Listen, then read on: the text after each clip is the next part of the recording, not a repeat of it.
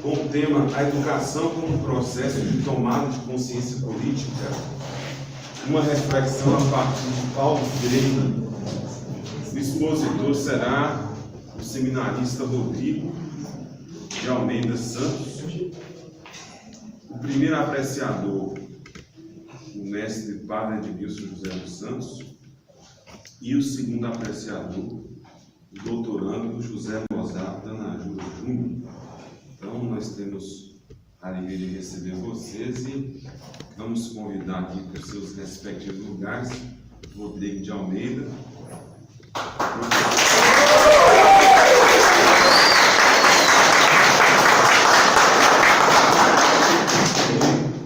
Os nossos apreciadores, os professores Padre Edmilson e José Mozart Tanajura Júnior.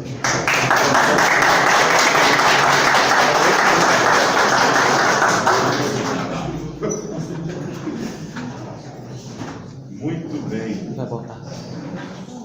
Mais uma vez, nossa saudação a quem acompanha a transmissão dessa apresentação, conhecidos, amigos e familiares de Rodrigo de Almeida. Rodrigo, você terá 15 minutos para a sua apresentação. O primeiro leitor terá 10 minutos para a apresentação. Depois você terá 5 minutos para responder o primeiro leitor. A segunda apreciação também 10 minutos, com 5 minutos de sua resposta. E as suas considerações, a sua resposta à Assembleia 5 minutos. E as suas conclusões com a mensagem final de agradecimento com 5 minutos. Agora são exatamente 9h30. Você tem 15 minutos para a sua exposição. Senhores membros desta banca examinadora, Padre Wanderson, Padre Edmilson e ao mestre José Mozart, caríssimos amigos, colegas, professores e aos que nos acompanham pelos meios virtuais, que ora prestigiam esta minha apresentação, a todos desejo um bom dia. Meu nome é Rodrigo de Almeida Santos e tive como meu orientador neste trabalho monográfico o mestre Padre Edmilson José dos Santos. O tema do meu trabalho é a educação como processo de tomada de consciência política, uma reflexão a partir de Paulo Freire, tendo como base as obras Pedagogia do Oprimido, publicado em 1988, e Política e Educação, publicado em 2001, escrito pelo filósofo brasileiro Paulo Freire. A reflexão partiu do seguinte problema: como se deu aos moldes da filosofia de Paulo Freire, como o processo educacional interfere na construção da consciência política do sujeito na sociedade. Analisar a educação como processo de tomada de consciência política do sujeito na sociedade, partindo do pressuposto de que a educação não pode ser meramente a repetição de conteúdo, mas um caminho de emancipação do ser humano como agente transformador da realidade. A escolha desse tema partiu de uma reflexão, juntamente com o Padre Atos, movida pelo problema levantado por Paulo Freire, de que a educação deve ser vista apenas como uma transferência de conhecimentos e informações, mas sim como uma forma de despertar a consciência crítica dos alunos e capacitá-los para uma participação ativa na transformação social, pois, considerando diversos questionamentos acerca do descrédito dado à política na atualidade. A isso, Freire nos ajuda a compreender que o papel da educação é libertadora, de forma a estimular os educandos a serem pessoas livres, para conhecer, aprender e ensinar, e ao mesmo tempo ter papel crítico junto a uma sociedade que busca inovações liberdade e qualificação. Entretanto, sabemos que o esfacelamento do ensino faz com que o indivíduo não tenha capacidade suficiente para questionar os problemas existentes na sociedade, através de reflexões e críticas que poderá levar a uma solução dos problemas por meio de uma consciência política. Divididos em 3 capítulos, este nosso trabalho, cuidadosamente foram apresentados os principais pontos da reflexão do autor, para que, de forma segura, pudéssemos chegar à compreensão proposta. Não poderíamos iniciar uma reflexão a partir da filosofia de Freire sem apresentar, antes de tudo, uma análise do pensamento do filósofo. Então, no primeiro capítulo, abordamos os fundamentos do problema, a relação intrínseca entre educação e política na perspectiva de Freire, a partir de 3 tópicos: o diálogo como ferramenta para a construção da consciência crítica, onde é apresentado, através da visão do filósofo, o papel crucial do diálogo na formação da consciência crítica. As dimensões do diálogo, que no trabalho subdividimos em 3: existencial, onde é destacado a importância do questionamento, da curiosidade e da abertura para a transformação, enfatizando que o diálogo é mais do que um simples troca de palavras e um ato fundamental na construção do conhecimento e na humanização ético-política, onde refletimos a importância de uma educação que não apenas transmite conhecimento, mas também promove valores éticos, responsabilidade social e participação política e metodológica. Essa dimensão destaca que o diálogo não é apenas uma ferramenta técnica, mas uma abordagem que permeia a história humana, promovendo a curiosidade epistemológica e atual como meio de integração em diferentes formas de conhecimento. Em último tópico, a conscientização política como elemento transformador. Destaca que a conscientização envolve a compreensão crítica da realidade social, política e econômica.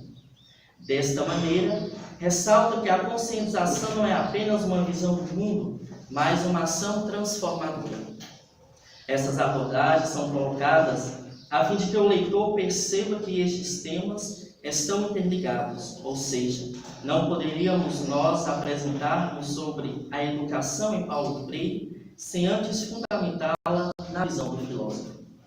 No segundo capítulo, abordamos o processo da fragmentação da educação contemporânea, onde 2 abordagens principais: a humanista, associada à filosofia de Paulo Freire, que enfoca a formação integral do indivíduo, e a tecnicista, que reduz a educação a técnicas eficientes e transmissão de informações específicas, muitas vezes voltadas às demandas do mercado de trabalho. Ressaltamos a fragmentação da educação como desafio, pois a visão fragmentada do conhecimento é devido à divisão em disciplinas isoladas. Destacamos que essa fragmentação pode alienar os estudantes e discutimos com uma ênfase na qualificação tecnológica, muitas vezes ligado ao desenvolvimento do capitalismo industrial no Brasil. Pode resultar em um ensino tecnicista. Em seguida, buscou-se o sentido da interdisciplinariedade, assim procurou alternativas como modelos pedagógicos do conhecimento e destaca a importância de uma formação docente voltada para a educação holística e crítica.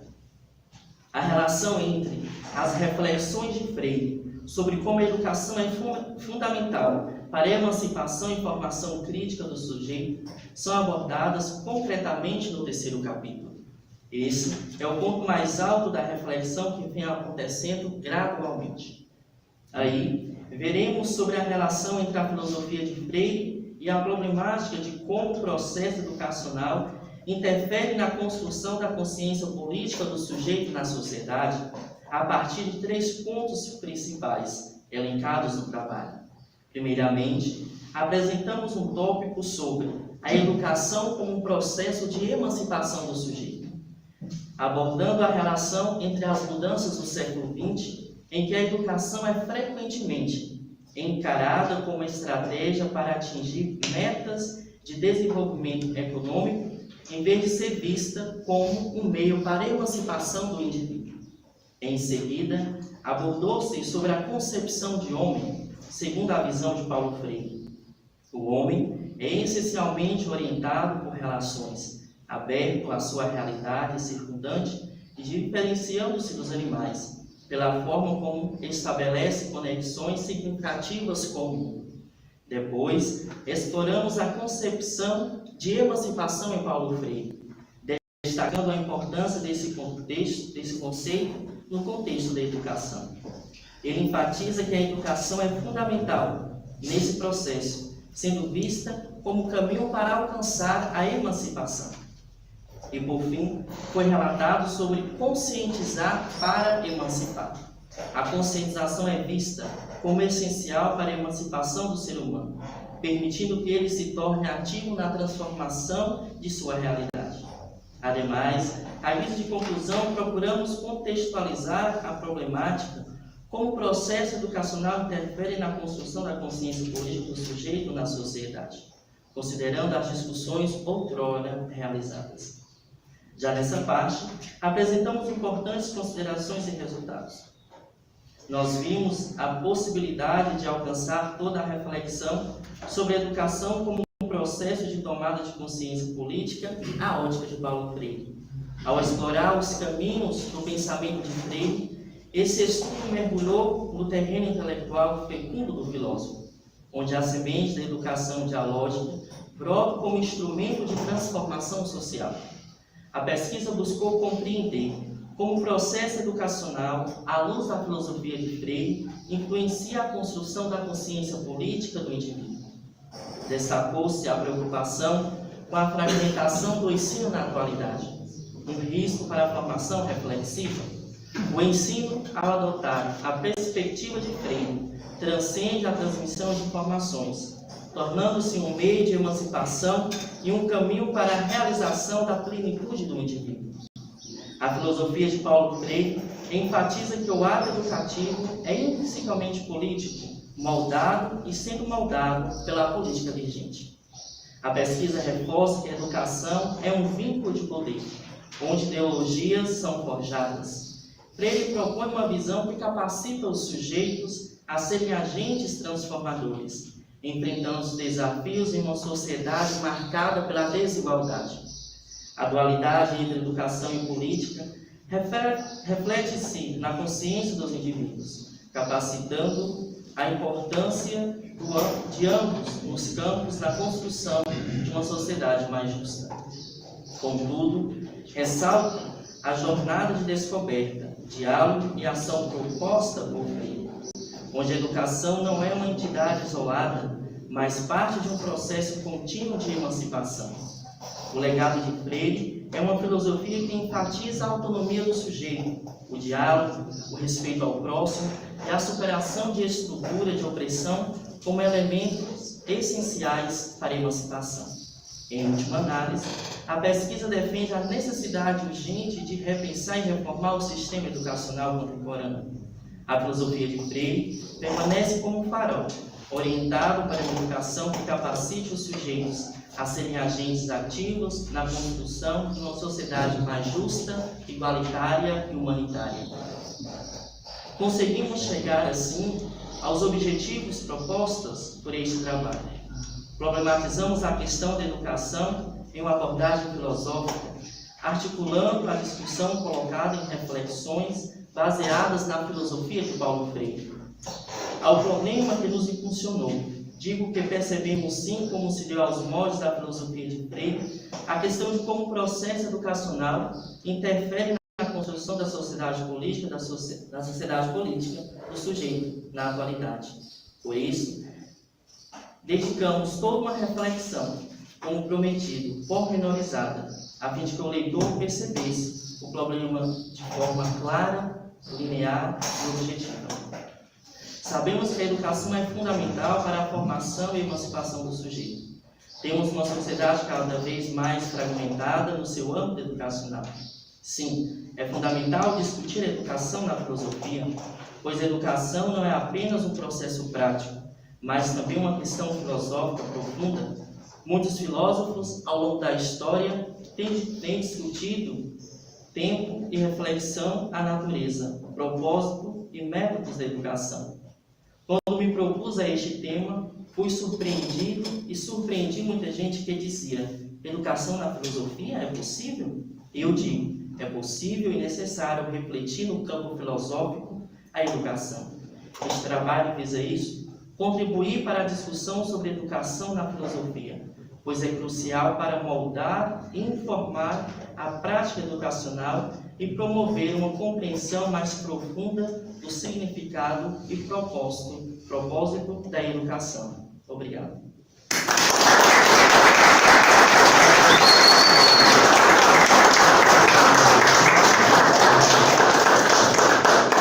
Agradecemos aqui ao seminarista Rodrigo pela exposição, pela pontualidade. Deixou ainda 1 minuto de crédito. Parabéns pela sua exposição. Esse crédito vai falar.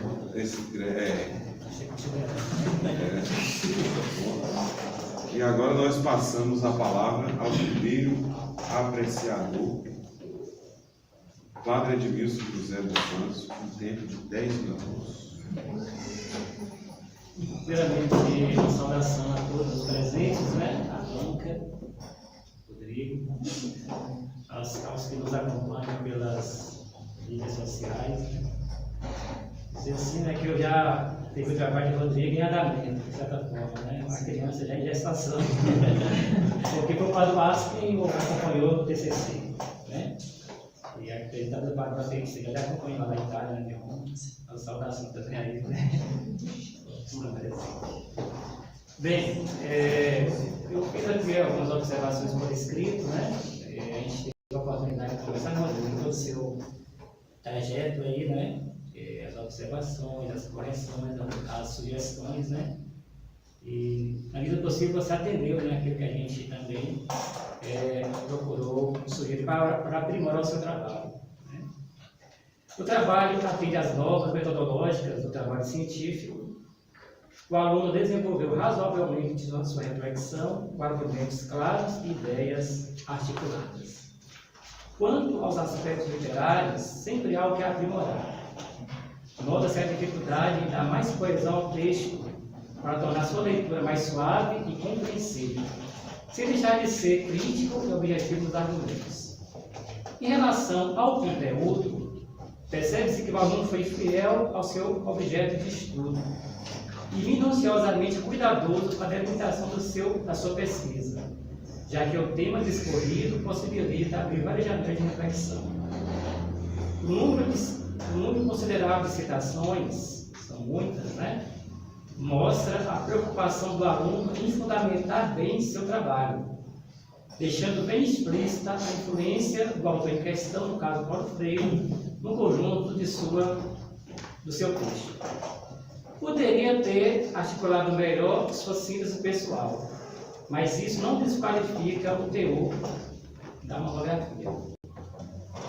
E se tratando de um diálogo entre pedagogia, filosofia e política, a partir do renomado educador e filósofo Paulo Freire, sem dúvida, o trabalho apresenta um grande valor filosófico, uma vez que, na concepção do próprio Freire, a filosofia é uma ferramenta necessária para a concepção de uma educação que promova a transformação social, porque atua na formação de sujeitos críticos e emancipados. Você deixou bem claro isso durante todo o seu trabalho. A filosofia dá ao sujeito as condições críticas para pensar o sistema de educação, identificando as suas contradições. Sem o substrato filosófico, a educação não cumpriria o seu papel de transformar pessoas que, por sua vez, transformariam o mundo como desejou Paulo Freire. Sendo assim, educação e filosofia explicitamente relacionadas, pois ambas devem capacitar o ser humano no exercício do seu indispensável papel de transformar a realidade através do engajamento crítico-político.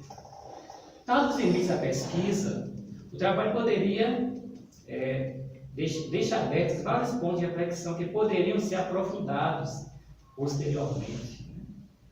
caberia uma menção sobre a educação e as novas tecnologias, ou ainda ao movimento chamado Escola Sem Partido, que propõe uma agenda mais conservadora para a educação.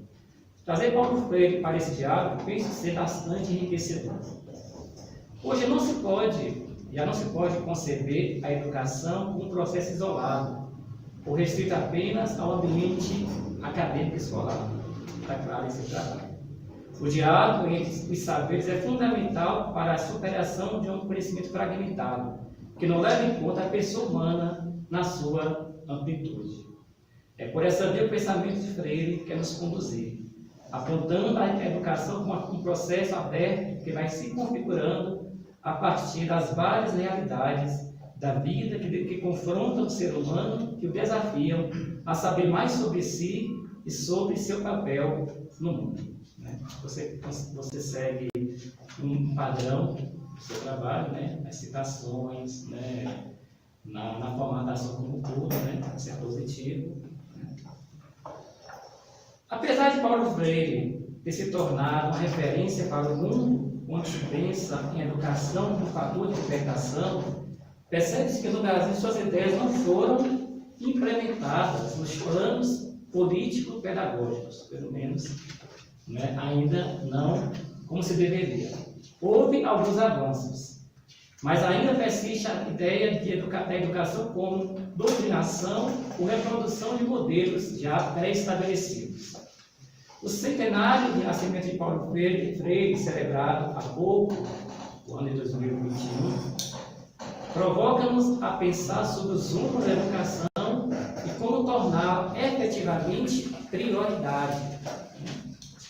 E o que eu trago também, a partir da sua pesquisa, nesse debate sobre educação e ética, porque para Paulo Freire, saber aprender implica em saber conviver. O ser humano sabe mais de si na medida em que se interessa pelo outro e pelo mundo. Em outras palavras, não há aprendizagem fora das relações. Não há aprendizagem fora das relações. Parabenizo o aluno pela escolha do tema e pelo esforço com que se dedicou ao trabalho. Refletir sobre a educação na perspectiva freiriana dos dias de hoje demonstra sensibilidade para as questões concretas da realidade do Brasil, apostando sempre no papel desse livro da educação como ferramenta de transformação social. E aqui, só para a gente poder dialogar algumas questões, a partir da sua reflexão. Primeiro, diante do surgimento ou ressurgimento de vários fundamentalismos em diversos campos, inclusive no campo da política e da religião, vemos diante de alguns cenários que, em certa medida, sinalizam uma barbárie. Isso a nível de mundo. E aqui trago o debate sobre a educação e ética, porque se a educação, assim como a religião e a política, não for para tornar as pessoas melhores e ajudá-las na arte de conviver bem e do bem viver, não tem sentido. Como o pensamento de Freire ilumina essa questão? Ou como a educação pode ajudar na superação da crise humanitária que tem se agravado nos últimos anos, especialmente a partir da pandemia da Covid-19? Nós devemos trazer também presente este processo que todos vivemos, Segunda questão. O desencantamento pela política é um sintoma de uma sociedade que não se interessa por projetos comuns. Isso é uma constatação, Uma sociedade com a consciência adormecida. Eu coloco a consciência adormecida aqui entre aspas, porque é uma expressão que o Papa Francisco gosta muito de utilizar. Consciência adormecida, consciência anestesiada, E é um sintoma da sociedade hoje. Com o pensamento de Paulo Freire, contribui para despertar nas gerações novas o interesse pela boa política. Desafio. Terceira questão. Do ponto de vista existencial, que é a coisa mais, olhando para a sua realidade de enquanto seminarista, formador de opinião, educador pastoral, que lições você tira do seu trabalho que poderão lhe ajudar a desenvolver o seu processo pastoral e itinerário formativo o perfil do educador proposto por Paulo Freire. Para essas questões, no mais para aprender você do trabalho. Continuemos aí, levando adiante a rica contribuição de Paulo Freire no âmbito da educação, da filosofia, né, porque de fato Paulo Freire é atemporal. Muito bem, depois dessa riquíssima colocação aqui do Padre Edmilson, Aleph, Rodrigo, você tem 5 minutos. Agradeço ao Padre Edmilson pelas colocações, com certeza para enriquecer ainda mais o nosso trabalho. Ao escolher Paulo Freire para trabalhar nesta questão da educação, como foi uma proposta minimamente com o Padre Atos, depois o Padre Edmilson ele ficou como o meu segundo orientador, eu trabalhando no gráfico aqui do Instituto. Uma preocupação nossa a partir da seguinte maneira, né, de como a educação ela é fundamental para esse processo de libertar ao sujeito, de levar o indivíduo a essa emancipação. Como ela é fundamental. Às vezes nós discutimos outros assuntos e acabamos esquecendo de discutir como a educação ela é fundamental e importante para uma convivência, para uma boa relação da sociedade. Partindo das perguntas das reflexões que o Padre Edmilson colocou, como a educação ela pode ajudar na relação da ética, nesse sentido, com a educação, a partir de uma boa educação, que não seja uma educação, como Paulo Freire coloca, né, que apenas o educando, apenas o professor, ele tem o conhecimento, e o educando ele não tem a sua capacidade de conhecimento, desconsiderando toda a sua realidade, da sua história, que ele traz do seu seio familiar, do seu seio da sociedade. Então, a educação ela ajuda ao indivíduo ela ter uma boa relação, ao indivíduo ter uma ética, a ter esse cuidado de relações uns com os outros, no meio da sociedade. A outra pergunta, eu peço que o senhor possa repetir, por favor, Padre. A primeira foi sobre como o pensamento de Freire pode ajudar, né, a compreender esse cenário de mundo hoje, né, realmente, né, qual que é a relação disso, né, com a educação, né, e que sentido, a segunda pergunta, né, o pensamento de Freire pode ajudar a despertar nas gerações novas o interesse pela boa política. Dado esse esfriamento que houve, né, na sociedade como um todo, nem se interessar por projetos comuns, projetos coletivos, né? Mas o professor de Freire não me essa realidade. Voltando, né, à reflexão, ao discurso, um ponto principal de trabalhar Paulo Freire foi justamente um evento dado nas últimas eleições dos anos anteriores, né, o resgate da sociedade para uma reflexão crítica da sua sociedade. Nós percebemos que a maioria da sociedade, elas não tinha a capacidade, ela não tinha uma reflexão crítica a partir de todo o cenário que estava acontecendo. Então, a partir de uma boa educação, a partir de uma educação que consiga levar o sujeito a uma emancipação, que consiga levar o sujeito a sair de uma opressão, que essa é um ponto fundamental no pensamento de Freire, né? A educação tornar o indivíduo autônomo, um sujeito que ele toma essas reflexões. Então, a educação ela é fundamental nesse sentido de ajudar as pessoas a ter uma consciência crítica daquilo que pode estar acontecendo e que está acontecendo na sociedade. A outra pergunta, como o senhor colocou, né, como a educação ela pode ajudar nessa formação, nessa reflexão de uma busca de uma educação, justamente nesse sentido, de que se não tivermos uma boa educação, se não tivermos uma busca por essa educação de emancipação, essa busca de uma educação reflexiva, não de uma educação opressora, então não conseguimos ter então um bom resultado. A última pergunta, como o senhor colocou, é justamente compreender, né, toda essa dinâmica de Paulo Freire referente à educação, de como tratar, de como refletir e de como ela é fundamental, como eu coloco dentro da monografia também que eu tinha trago na minha apresentação. em que a educação ela é fundamental. Eu considero, eu coloco como a educação uma peça fundamental para que o sujeito ele possa ter um outro olhar da sua realidade. Muito bem. Agora, depois do senhor, no finalzinho, para a gente encerrar de novo, vamos agora para o segundo apreciador, aqui, professor, doutorando José Mozart da Nativa Júnior, dentro de 10 minutos. Bem, desculpe as saudações. Fazer algumas saudações aqui, importantes para mim. É sempre muito bom retornar à nossa casa, né, ao Instituto. Então, quero cumprimentar aqui os irmãos da mesa, Padre Wanderson, Padre Edmilson, Padre Zenilton, do Instituto, Geralda, que é um patrimônio aqui do Instituto de Filosofia, doutora Marília, com os colegas aqui do Instituto de Filosofia, doutora Marília estudando Sartre, não sei nada, me lembro bastante, né, doutora Marília?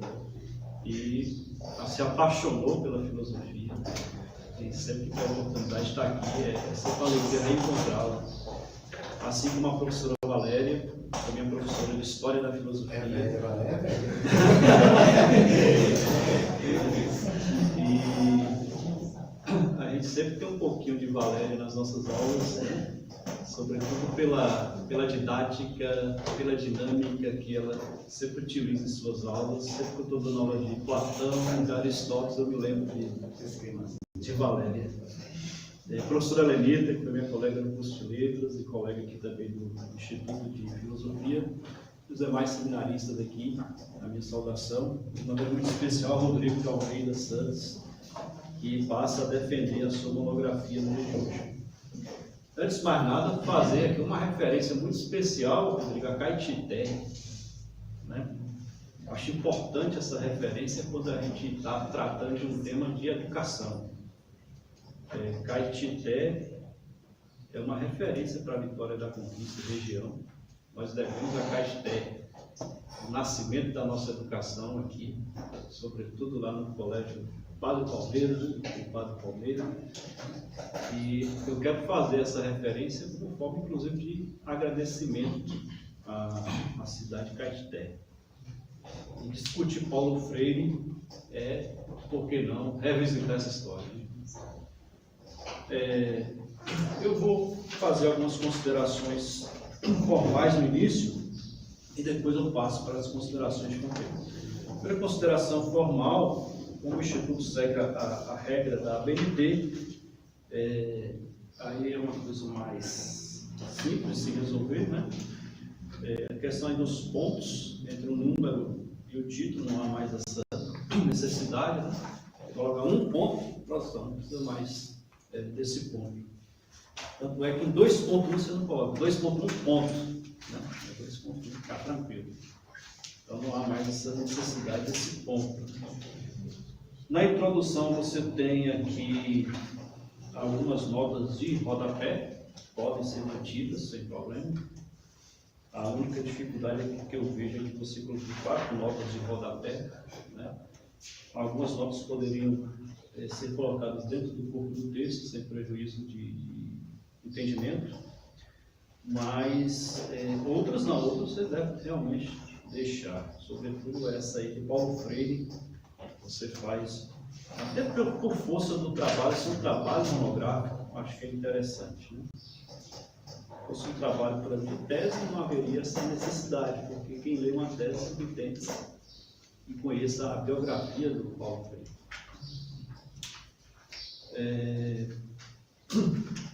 Ainda do ponto de vista formal, tem alguns erros de digitação, você deve observar. Eu fiz aqui algumas anotações, né? Algumas palavras que estão próximas a outra, ou com letra trocada, normal, assim. Mas eu fiz aqui as observações. Na página 20, só por curiosidade, que eu não tive acesso ao original de Freire, Na citação da página 20, você coloca assim, não sendo neutra a prática, você não, Freire, né? Você copia o texto. A prática educativa implica opções, rupturas, decisões, está contra e por-se contra, a favor de algum sonho e contra outro, a favor de alguém e contra alguém. Eu acho que é e contra alguém, é bom você observar lá no original se é e contra ou em contra. Não tive acesso ao original.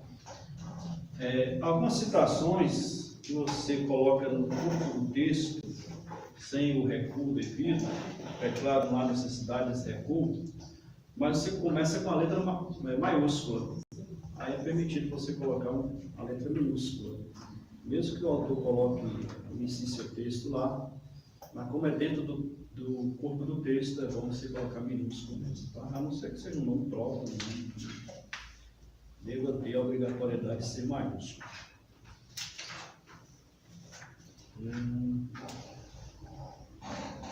E aí há várias citações dessa forma, né? Cabe aí a correção. Página 31, tem um erro aí de digitação, é bom corrigir também, né? Da autora Aranha. Mas eu fiz aqui, depois você pega com o Geraldo. Em termos linguísticos, o trabalho não possui erros entre aspas gramaticais, né? Não vejo, muito bem escrito. Agora, há períodos longos e deve-se evitar para que o texto seja mais claro. Quando eu falo que há períodos longos, são períodos que facilmente podem ser evitados. Eu vejo que você escreve bem, eu vejo que você tem uma desenvoltura na escrita, mas alguns períodos tão longos e caberia um ponto e você continuar normalmente sem perder a ideia, né? E há também alguns aspectos que estão repetidos em termos de argumento. Não é fácil, gente, escrever uma monografia, não é fácil. Você ter fôlego para escrever 50 páginas, 60 páginas, numa graduação, não é fácil. Isso vai vir com o tempo, né? Você for fazer a teologia, for fazer a pós, o mestrado, o doutorado, você vai perceber que isso vem com o tempo, com a prática da escrita. E por isso eu lhe parabenizo, né? Por isso. Mas há alguns argumentos que se repetem ao longo do texto, que isso faz com que quem leia o texto perceba esta repetição de argumentos, que às vezes é necessária, né?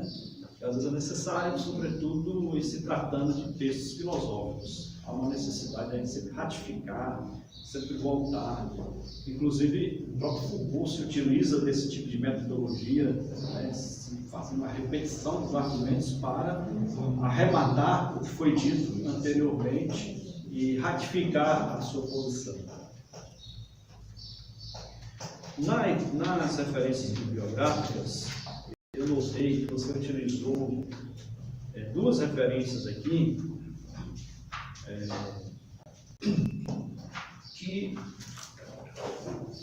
poderia ter se utilizado de outra referência.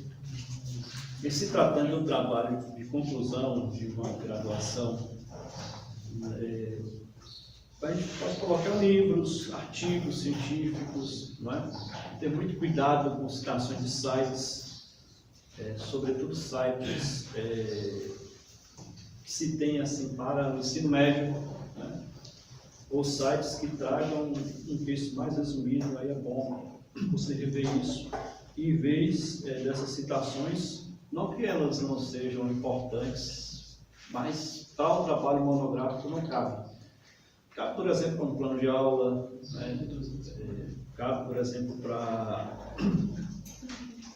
um comentário sobre o próprio texto da pessoa, mas não para uma monografia.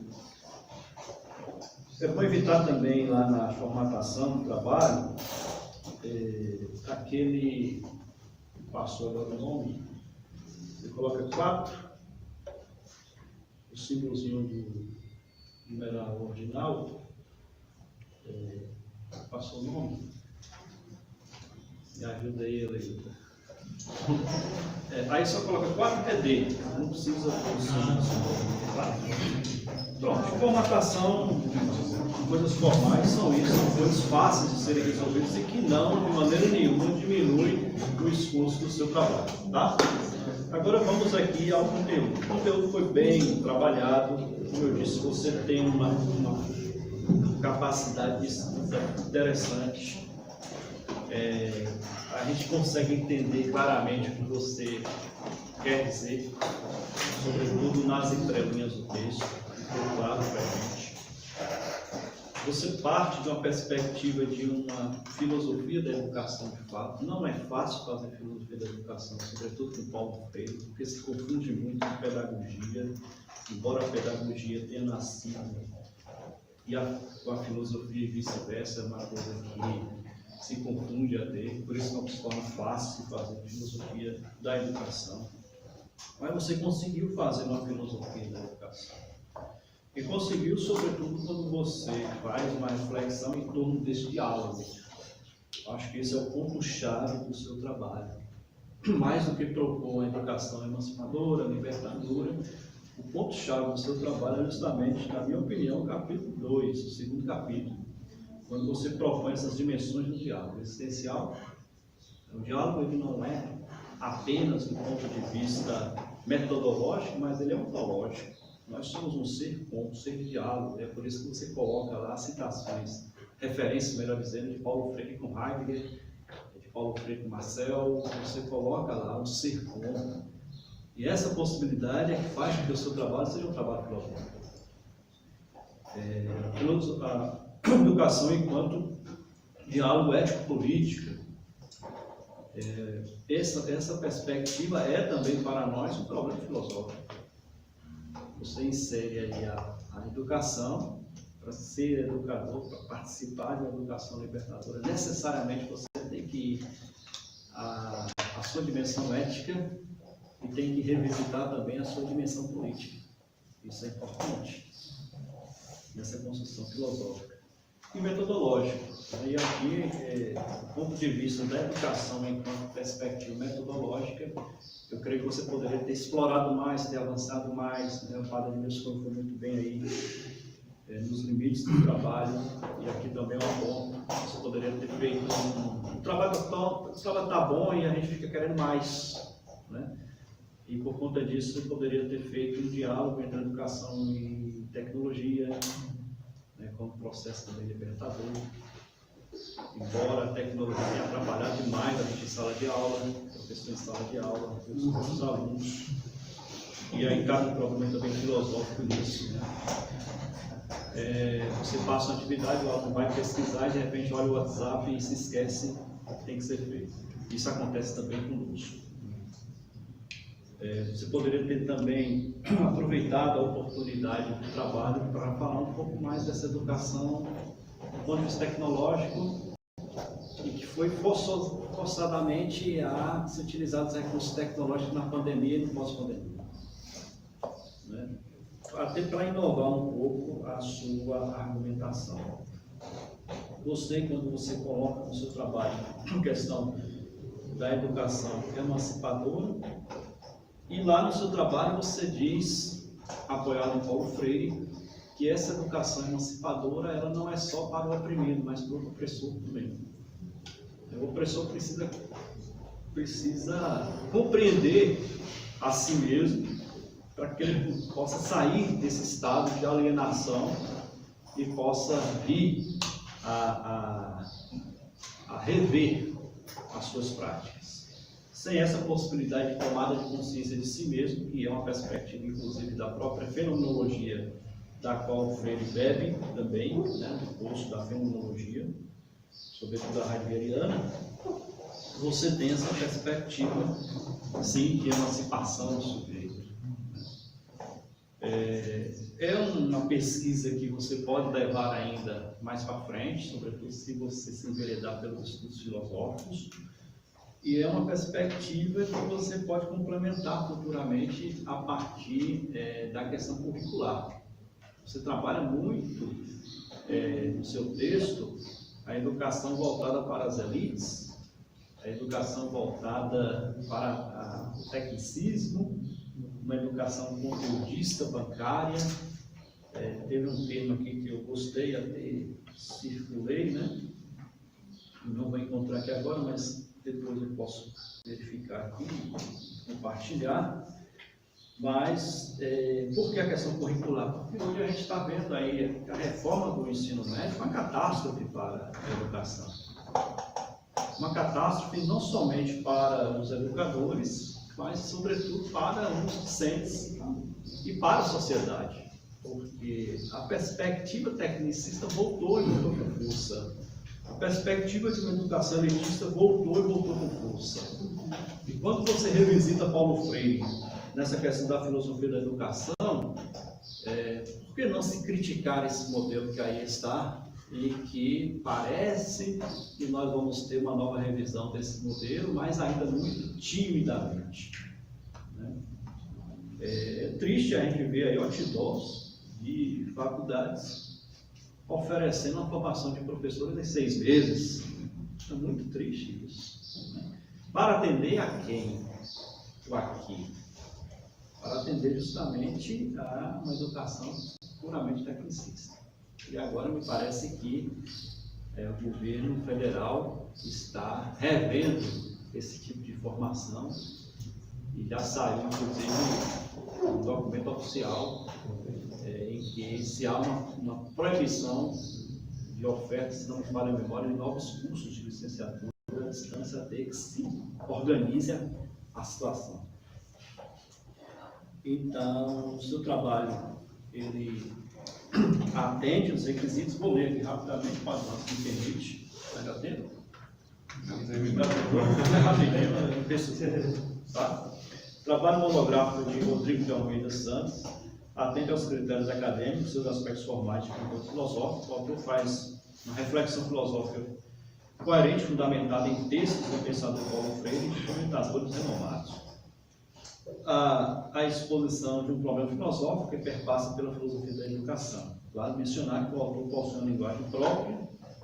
Você não se prendeu à linguagem dos comentadores, teve seu estilo próprio, embora em alguns momentos apresente alguns argumentos repetidos ao longo da discussão, que geram dificuldade na leitura e na percepção de originalidade em alguns trechos. No entanto, conforme já abordamos, o autor fundamentou bem o texto com citações dialogadas e ratificadas. Outro sim, o autor trabalha com uma ampla referência bibliográfica, sobretudo do autor pesquisado, que demonstra a sua dedicação e empenho na pesquisa. Por fim, o autor poderia ter explorado mais a pesquisa na linha de uma reflexão atualizada com as questões tecnológicas e os reflexos da pós-pandemia. Vamos às perguntas, né? Dito isso, eu fico sempre muito curioso da relação que a gente pode estabelecer entre Paulo Freire e Sócrates. Você falou aí do autoconhecimento ao longo do seu texto, essa possibilidade que o diálogo desperta em nós.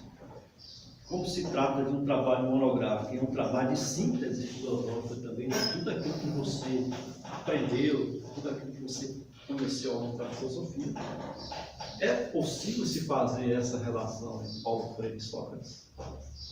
Se sim, de que modo? E segundo, eu posso mandar todo? Pode mandar aqui. Ainda dentro dessa metodologia de trabalho de síntese monográfica, qual a relação entre Paulo Freire e Karl Marx? E essa relação você cita no seu trabalho. E não é uma pergunta, mas Padre Edmilson nos fez uma provocação, né? Parece que as pessoas estão adormecidas, precisam despertar, e Paulo Freire pode nos ajudar nisso. O filósofo esloveno, não sei muito bem a pronúncia dele, se é Zizek mesmo. Ele trabalha isso e diz que as pessoas estão dopadas, estão adormecidas, precisam despertá-las. A educação teria esse papel preponderante, vou usar essa palavra, despertamento das pessoas. Rodrigo, você tem 5 minutos.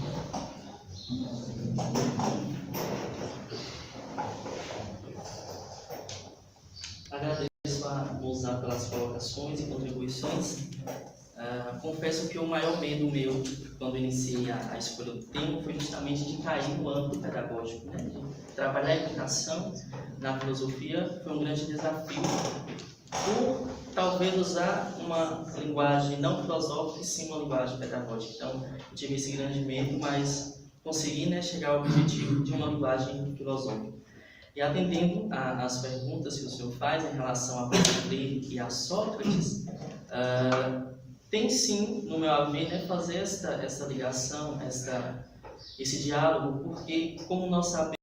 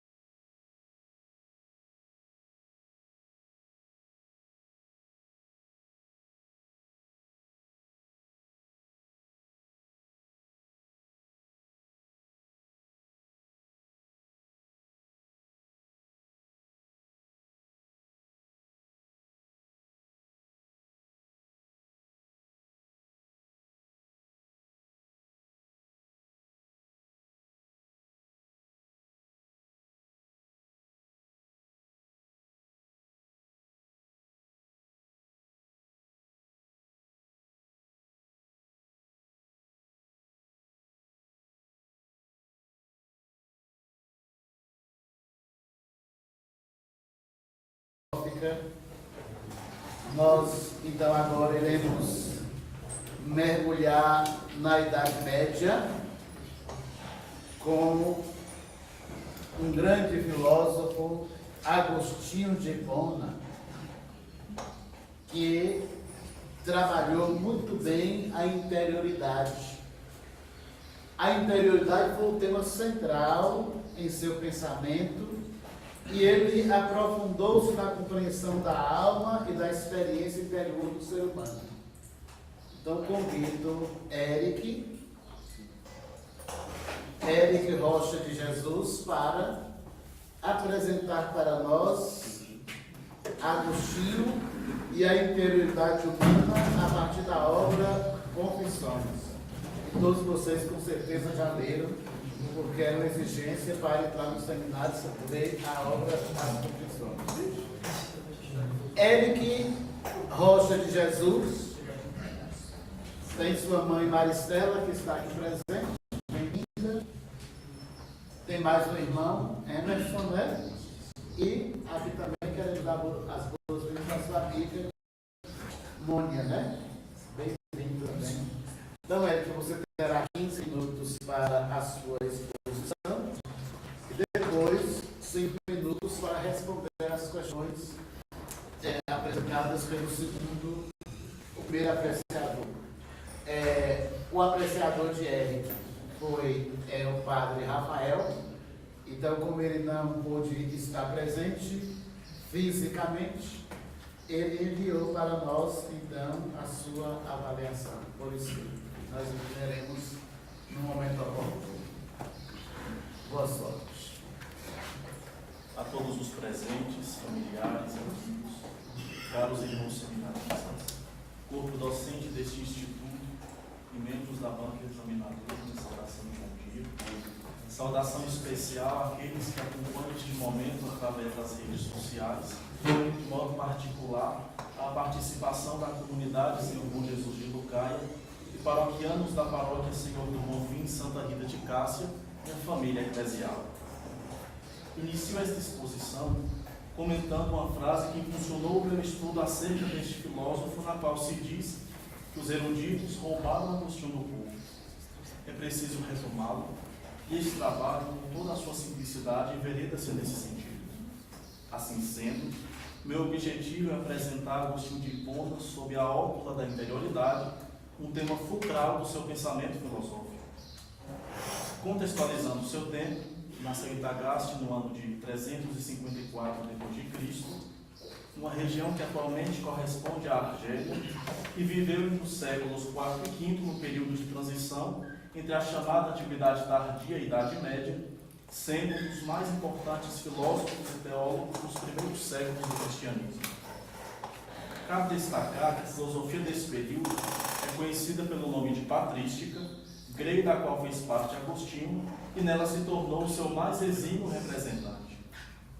Baseada na filosofia grega, os pensadores dessa vertente tinham como objetivo primaz estabelecer a relação entre a fé e a razão, da qual Agostinho julgava necessário crer para compreender, de modo que, em sua maioria, os filósofos desse período eram ao mesmo tempo padres, bispos e teólogos, numa época onde a filosofia era antiga, isto é, serva da teologia. Acerca disso, a parte de desenvolvimento deste trabalho está dividida em 3 capítulos, que por sua vez estão subdivididos em 3 tópicos, não por acaso. Para Agostinho, o mistério da Trindade explicando. E segundo Gilson, um estudioso deste filósofo hiponense, todo o universo agostiniano repousa sobre a ideia de semelhança com o seu Criador. Isso significa dizer que todo mundo criado só encontra sua razão de ser em Deus, e para ele o universo agostiniano retira sua estrutura metafísica dessa participação dos seres na natureza divina, que ao ser buscado no mundo criado, Deus deverá, na medida do possível, apresentar algumas trindades que evidenciam o vestígio de sua presença no mundo. Utilizando-se desta ideia, a presente monografia desenvolve o seu conteúdo apoiado no que disse o filósofo. Quando uma alma se pensa, ela se dobra sobre si mesma e então produz uma trindade. Eis o motivo da escolha de 3 capítulos e por que subdividido em 3 subtópicos. Ademais, o primeiro capítulo propõe-se a apresentar quem foi Agostinho numa visão geral acerca de sua vida, calcando os principais acontecimentos que permearam sua história. A compreensão do seu pensamento não requer somente o estudo de suas ideias, mas também uma análise geral do contexto em que viveu e os influxos que passou ao longo de sua trajetória, considerando desde a sua passagem pelo maniqueísmo e o platonismo, que antecedem a sua adesão ao cristianismo e a descoberta da interioridade, foco maior deste trabalho. O capítulo seguinte, uma exposição aos aspectos filosóficos da interioridade, visa apontar sua relação com a busca da felicidade ligada à obra Confissões, da qual é autor, que, a ver de Peter Brown, representa a história do coração de Agostinho e seus sentimentos, como um forte anseio pela verdade, que se contrasta muitas vezes em reflexões acerca de Deus, sobre o homem, ou sua busca por sentido no próprio universo, além de constituir nesse trabalho a principal referência de pesquisa.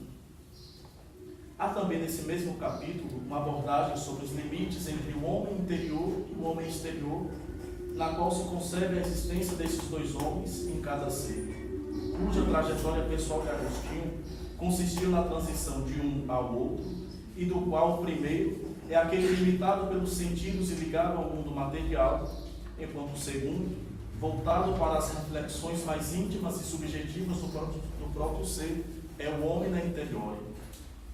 Esse caminho é também o da busca da felicidade, cuja procura terá seu início a partir da memória, uma dimensão interior do ser humano.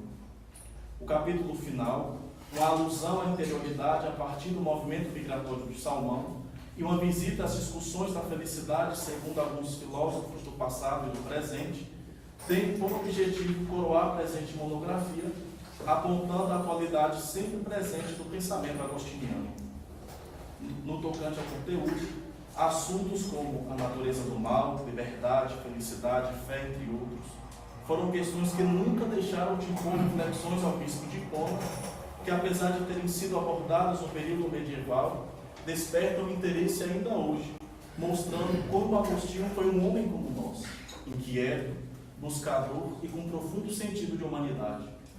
De Terêncio, um historiador romano, Agostinho costumava repetir: eu sou um ser humano, vivo entre os seres humanos e nada do que é humano me é indiferente. Também a isto se dedicam suas confissões, uma vez que foram os dramas e dilemas humanos que moveram Agostinho a pensar sobre si, e por esse motivo lê-lo é algo tão atraente. Ele mostra-se a si mesmo como um homem como nós. Daí, o interesse em apontar a qualidade do seu pensamento que investiga a si próprio, indo ao fundo de si. Segundo Averroes, o grande pensador da falsafá, ideias têm asas. E, de certa maneira, aquilo que o filósofo hiponense escreveu chegaram até nós por tocar em questões que nos dizem respeito.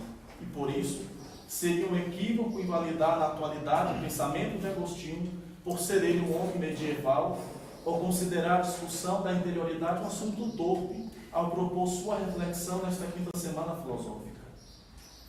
Ao refletir em suas confissões, tornei-me uma questão para mim mesmo, esse filósofo coloca-nos diante de uma das mais complexas sentenças filosóficas, o próprio homem. Pois, se eu sou uma questão para mim mesmo, logo devo olhar o mundo à minha volta de uma outra maneira. Foi o que aconteceu e motivou-me a refletir após atravessarmos a pandemia do Covid-19, ocorrida nos últimos anos, quando vi um cenário de interioridade. O mundo parou, os celeumas quedaram-se e muitas das atividades humanas deslocaram-se de fora para dentro. E isto é um movimento de interiorização. Com um período de forte reflexão, fomos convidados a olhar para dentro de nós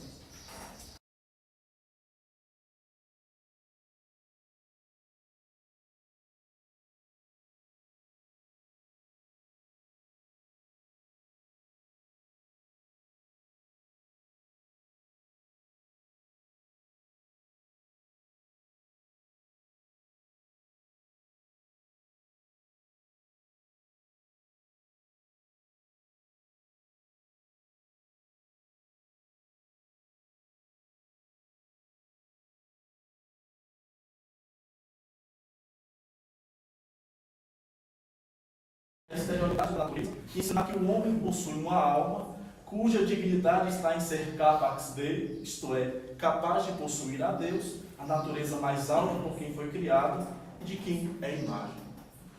Salientando que Agostinho não buscava apenas o conhecimento filosófico, mas também um alento para a própria existência, foi no cristianismo que ele sentiu ter encontrado o repouso que tanto procurava, conforme expressou. Já li Sócrates, Platão, Aristóteles, mas nenhum deles li. Vinde a mim todos os cansados e oprimidos, que eu vos aliviarei. Em sua filosofia, indicou que o caminho percorrido pelo platonismo seria, por fim, o caminho até o Logos encarnado em Cristo, que os neoplatônicos não souberam compreender, de modo que a fé não seria um abandono da razão, mas uma iluminação da mesma pela palavra revelada que conduz, enfim, à verdadeira felicidade.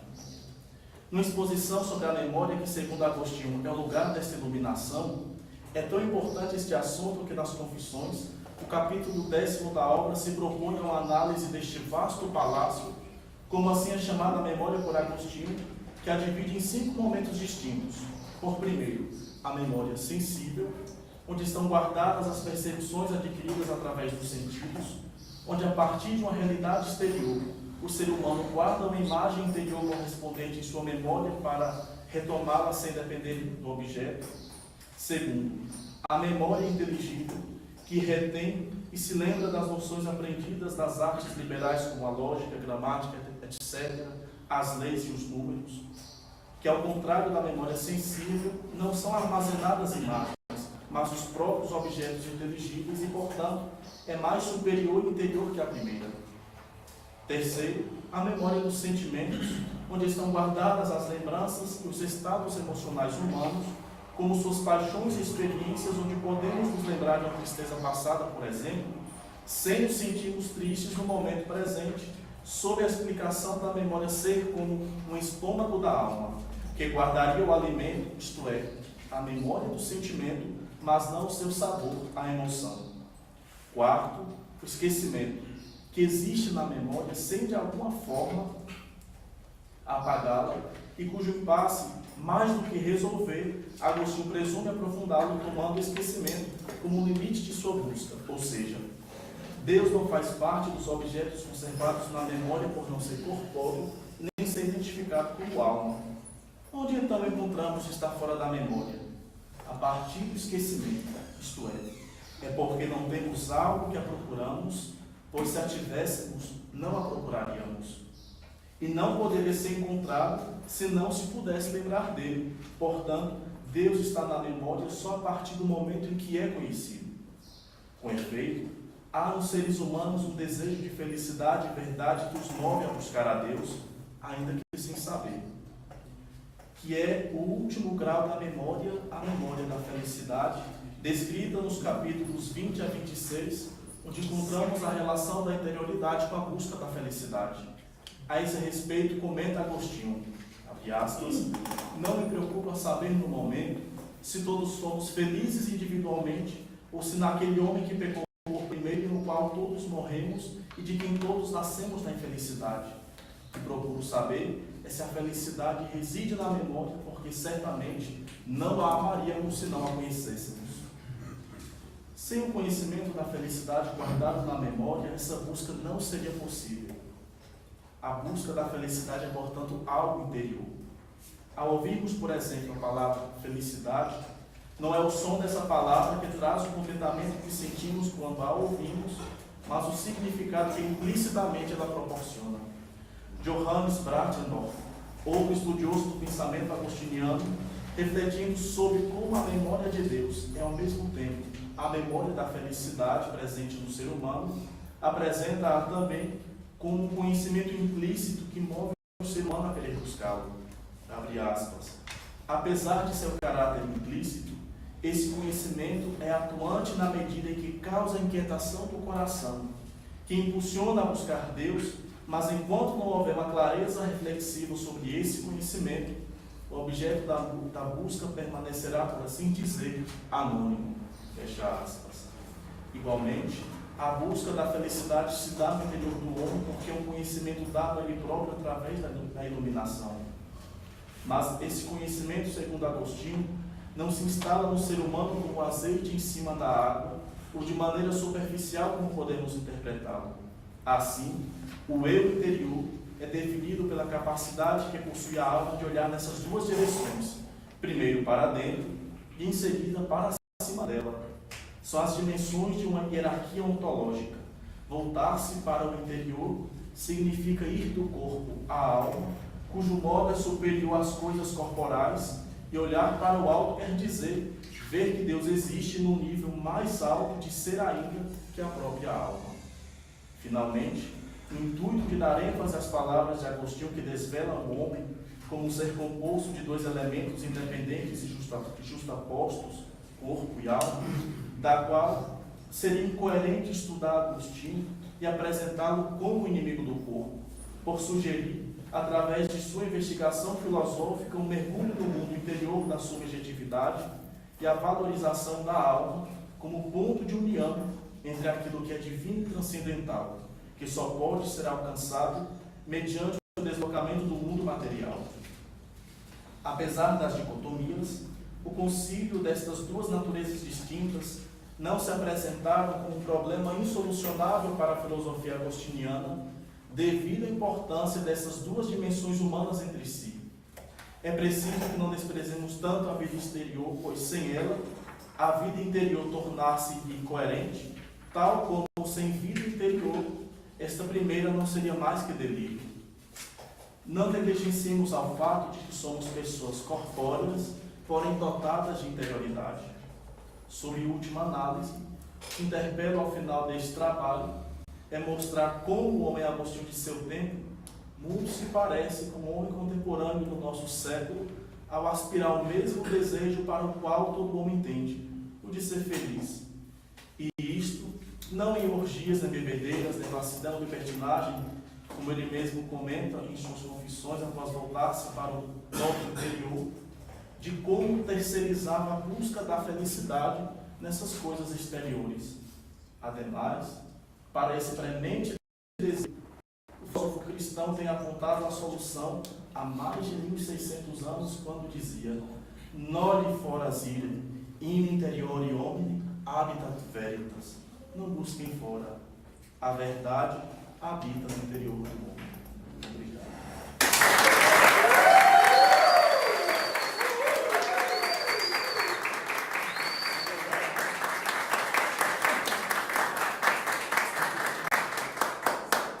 Obrigado pela sua apresentação. O padre Rafael enviou o seguinte comentário.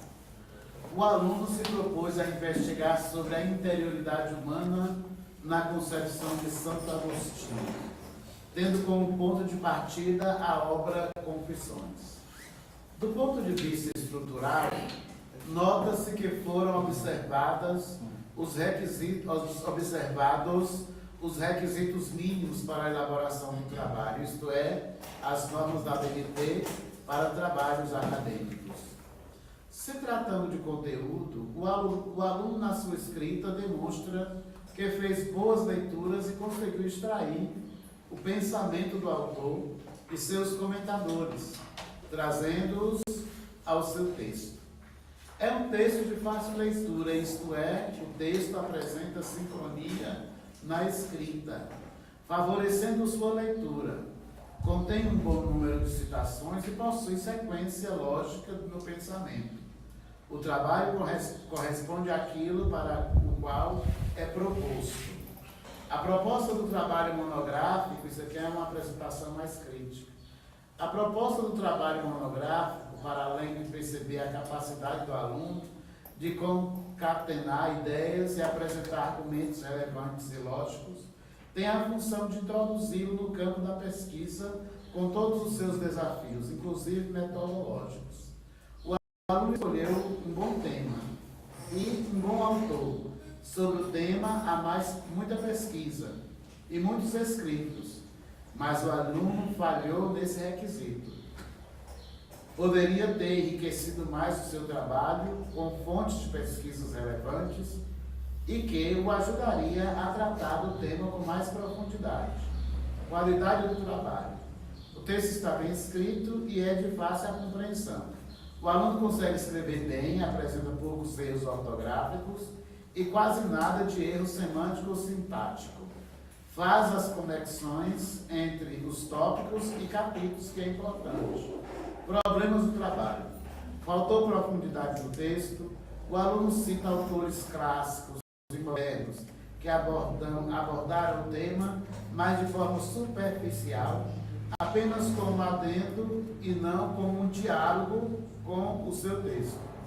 No âmbito metodológico, as normas da ABNT não foram seguidas, as referências em que, em sua grande maioria, não foram feitas corretamente.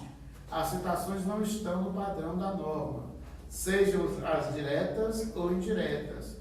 O aluno faz afirmações que claramente não são dele, mas não diz de onde ele está tirando essas citações.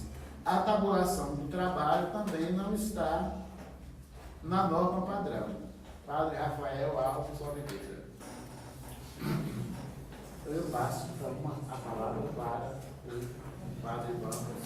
O segundo leitor, que tem 10 minutos, você coloca em seu celular.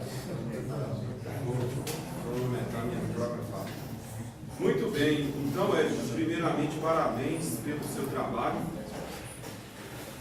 Escolhi Santo Agostinho e as Confissões, essa obra biográfica, no fim da velhice de Agostinho, ela é geralmente considerada como uma obra de espiritualidade, seja para a teologia, a ciência da religião, e você quis extrair das Confissões esse olhar filosófico que ela tem, obviamente, Agostinho, platonista, de corpo e alma, né? Interessante a teoria da iluminação divina de Agostinho, e você demonstra que você entende de Agostinho, entendeu, trouxe conceitos, trouxe muita coisa interessante aqui do autor, e a gente percebe a sua familiaridade com o autor e o encanto ao falar do pensador, isso é importante.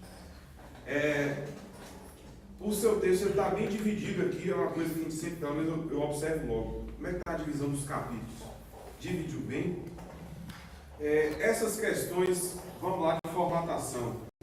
Está uma questão aqui nas margens do parágrafo aqui, acho que ela não está bem alinhada.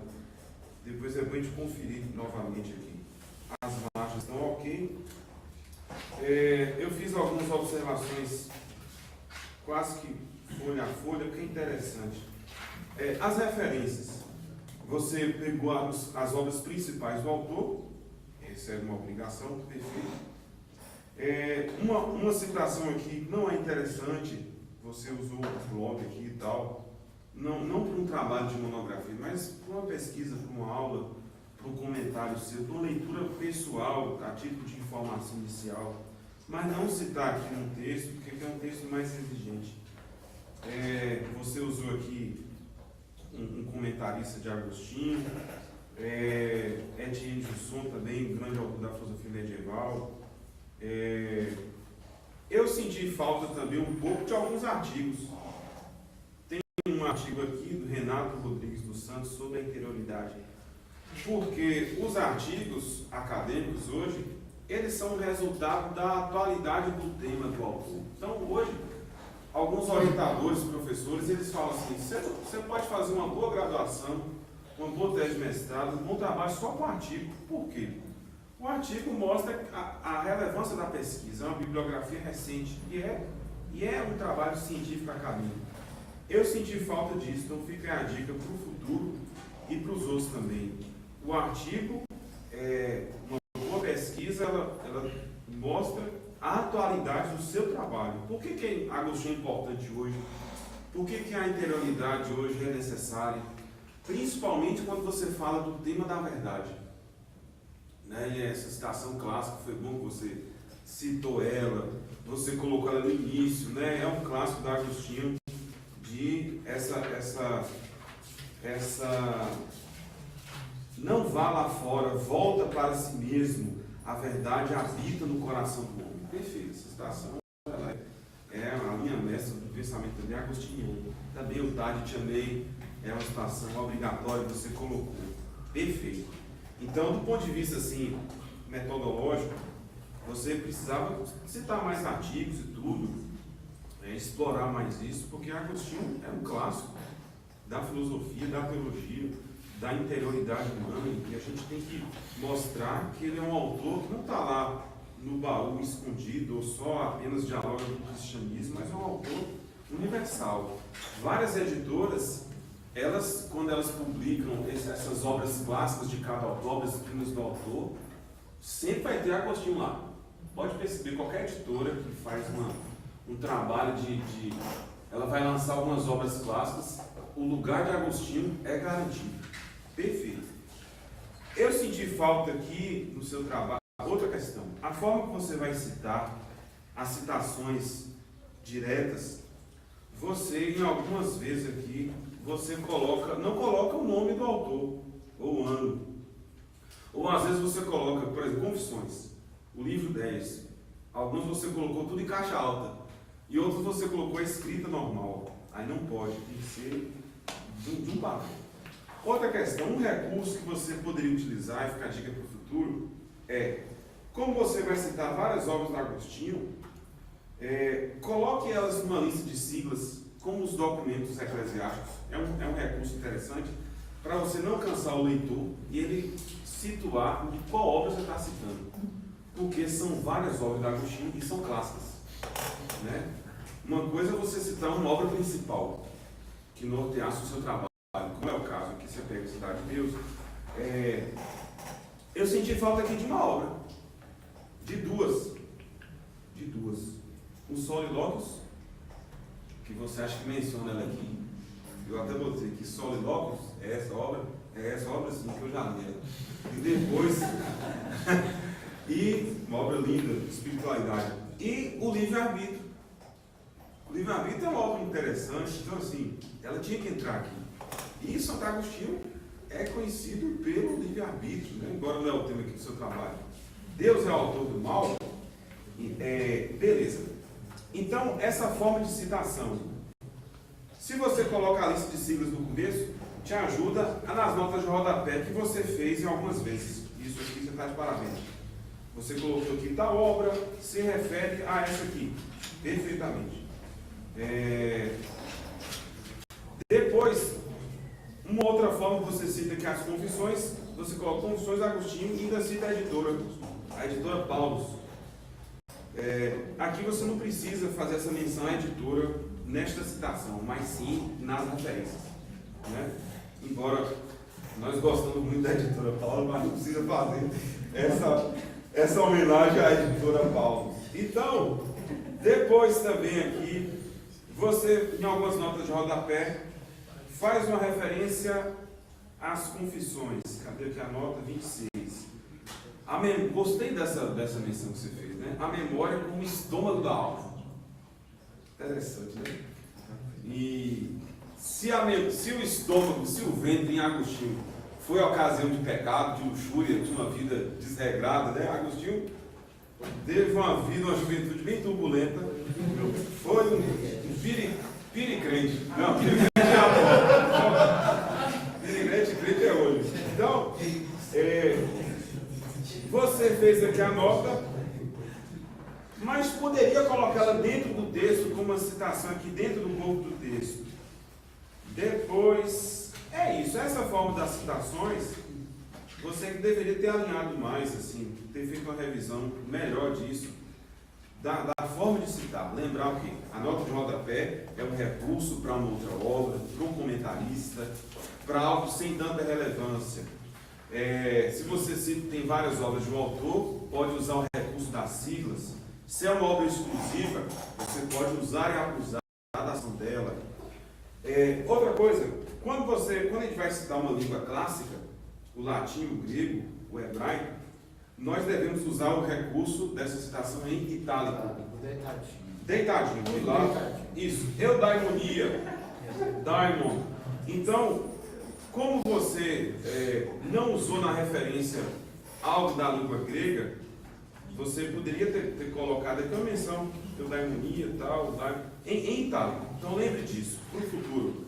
E todos que estão aqui, vai citar uma língua que não é a sua língua clássica, citação em itálico. Outra questão, a partir da página 38, em algumas páginas, você faz aqui um apanhado de alguns autores: Sócrates, Platão, Aristóteles. Você fala de Epicuro, Locke, Kant, Russell, Julian Marias. Você faz um apanhado bem interessante, porém você não cita ninguém.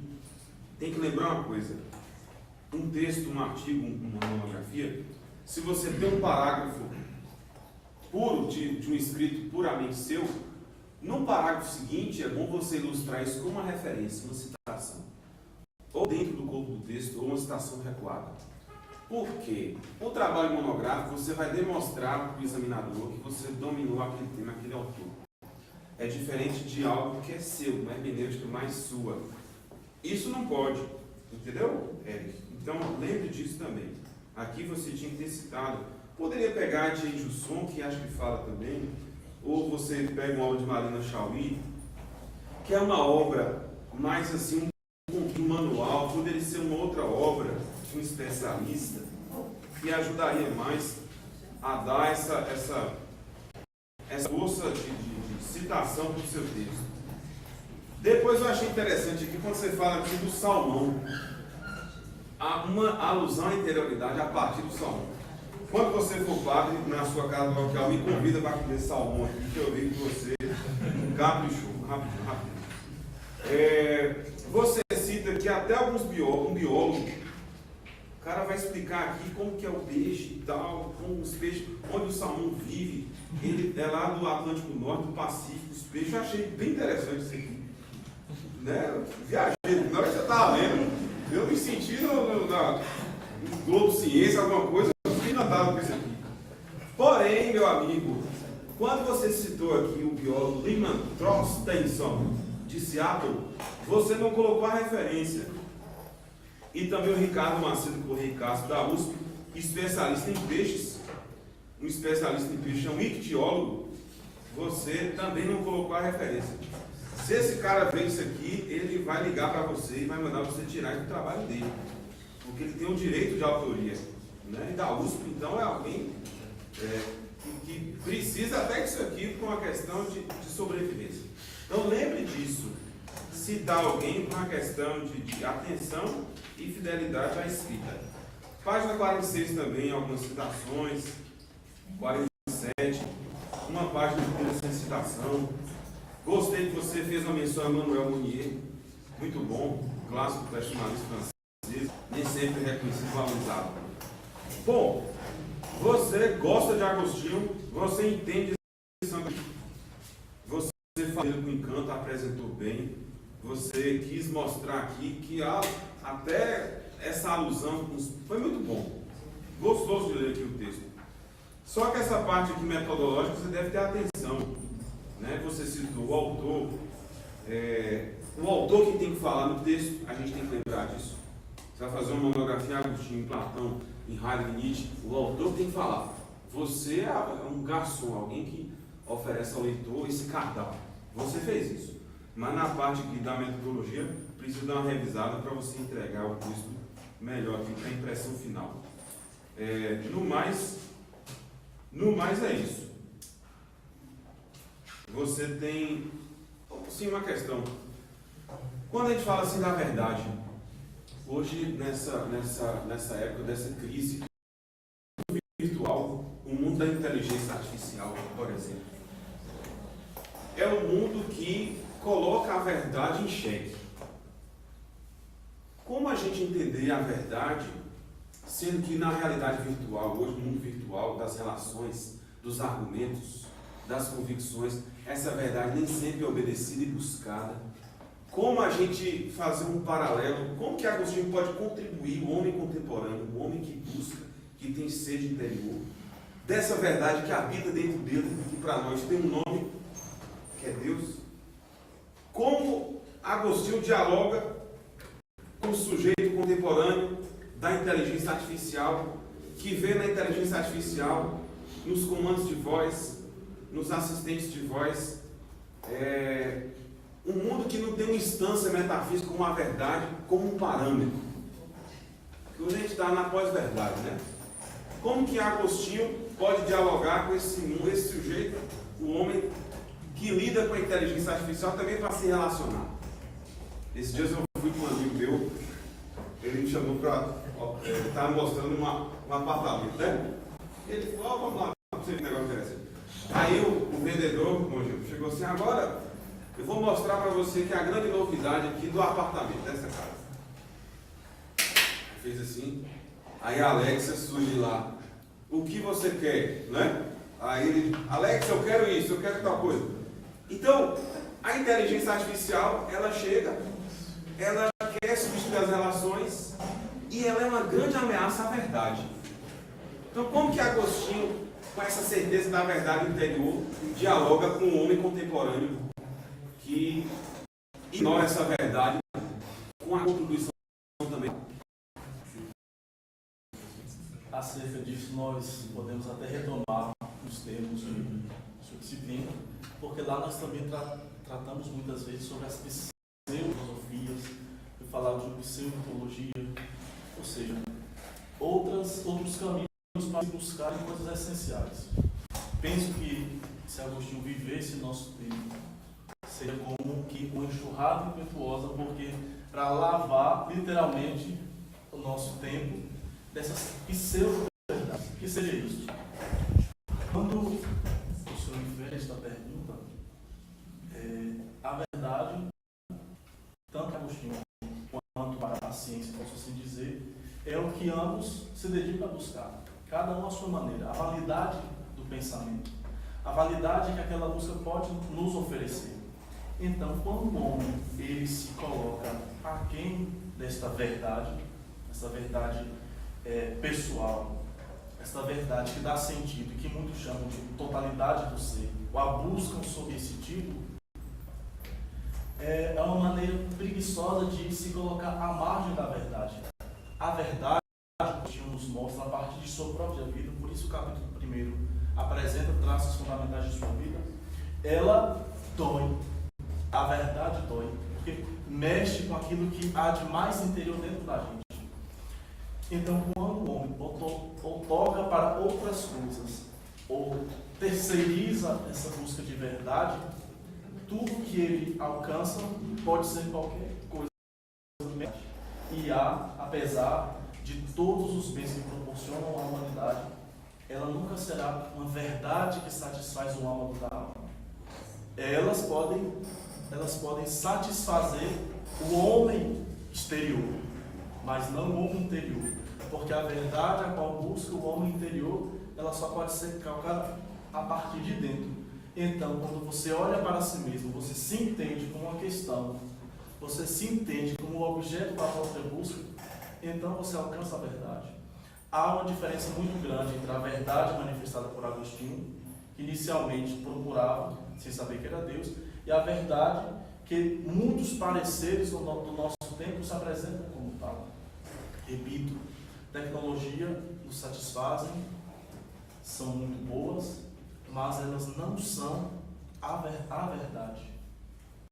Elas podem proporcionar ao nosso homem interior alguns vestígios de verdade, como elas beiram a perfeição. E a gente quer sempre aquilo que é perfeito. Esse desejo está sempre dentro de nós. Tudo aquilo que a gente busca com um sentimento de perfeição. Tudo aquilo que a gente quer na sua mais perfeita harmonia. Logo, isso tudo é um desejo de verdade que há dentro de nós. Essa verdade que foi bendita, esse logos que a gente enxerga como Cristo, para nós é Deus. Então, quando nós alcançamos esse patamar de conhecimento implícito dentro de nós, a gente se satisfaz enquanto aqueles que alcançaram a verdade. Se me permite só ficar aqui no adendo, porque houve realmente muita confusão em relação à TNT por causa de algumas mudanças ocorridas nesse ano. Sim. Sobre usar ou não caixa alta ser algo opcional.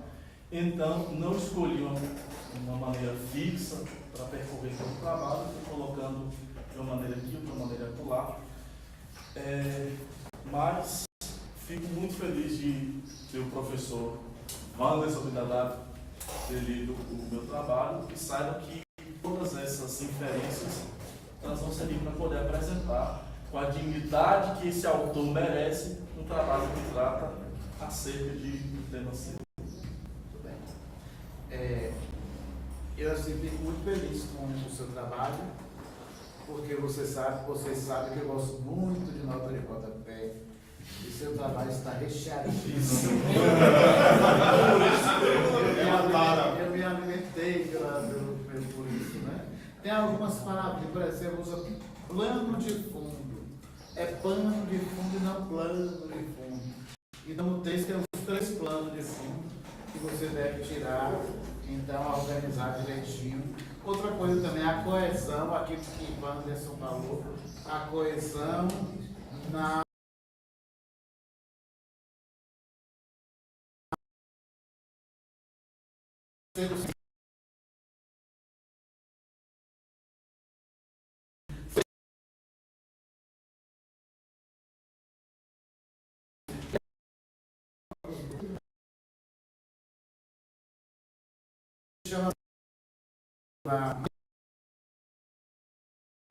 se você usa caixa alta em uma citação direta, você deve continuar com a caixa alta em citação direta. Se você usa P de página com ponto, você vai até o final com P de página com ponto, entendeu? Isso é coesão textual, não tem muito a ver só com mudanças da DNT, tá bom? Nós vamos dar 5 minutos para vocês. Vocês têm alguma pergunta a fazer ou alguma observação para fazer o trabalho de Eric?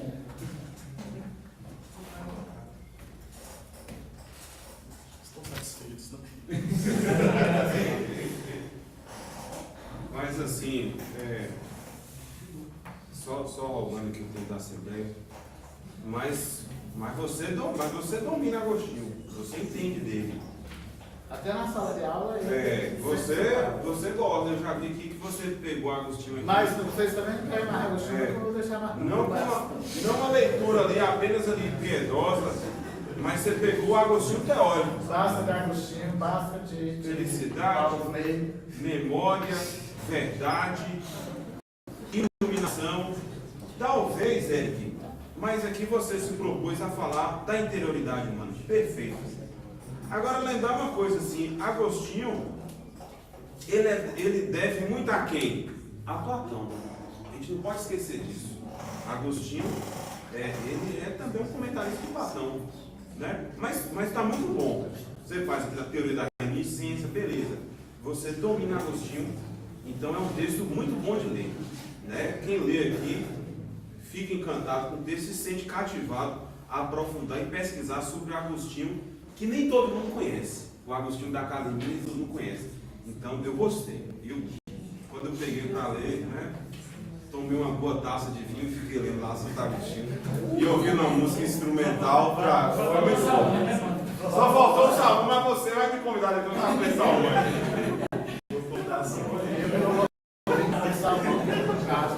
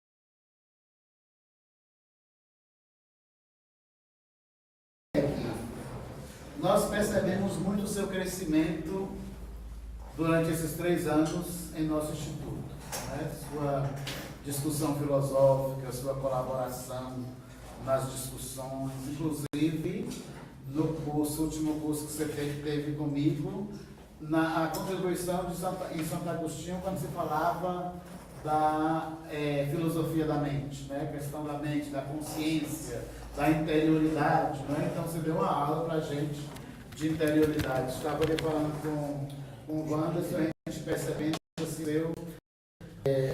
o seu conhecimento em Santo Agostinho. Acho que isso é importante. Continue, então, aprofundando também nesta linha da filosofia. E o nosso Instituto, então, de Filosofia tem a alegria de conferir a você o título de graduado em Filosofia com a nota 9.